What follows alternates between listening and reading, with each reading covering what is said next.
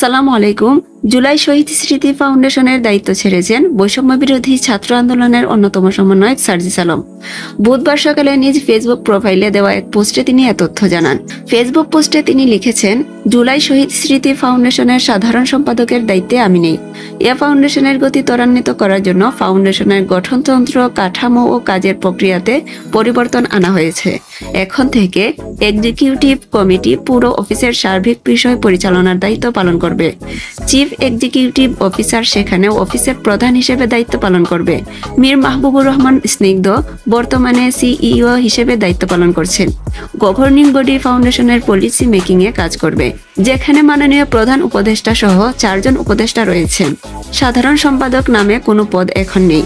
এ foundation প্রথম আর্থিক সহযোগিতা শুরু করে 1 অক্টোবর। অফিস চালু হয় 15 অক্টোবর থেকে। আমি সাধারণ সম্পাদক হিসেবে দায়িত্ব গ্রহণ করেছি 21 অক্টোবর থেকে। 31 ডিসেম্বর পর্যন্ত প্রায় 2 মাস 10 দিন আমি দায়িত্ব পালন করেছি। এরপর আমি দায়িত্ব থেকে সরে আসি। ফাইনালি আমার সাইনিং অথরিটি 7 জানুয়ারি হস্তান্তর হয় এবং অফিসিয়ালি আমার দায়িত্ব শেষ করি। 31 ডিসেম্বর পর্যন্ত ভেরিফাইড 826 জন শহীদ পরিবারের মধ্যে 628 জনকে আর্থিক সহযোগিতা করা হয়। পাশাপাশি প্রায় 11,000 ভেরিফাইড আহতের মধ্যে প্রায় 2,000 আহতকে আর্থিক সহযোগিতা করা হয়।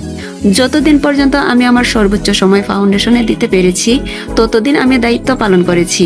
যখন মনে হয়েছে এখন থেকে ফাউন্ডেশনে প্রয়োজনীয় সময় দেওয়া আমার জন্য সম্ভব হবে না, তখন আমি দায়িত্ব থেকে সরে এসেছি।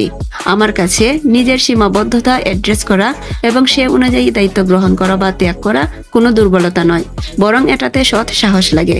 আমি চেষ্টা করেছি আমার চেয়ারের দায়িত্বের সঙ্গে সৎ থাকতে।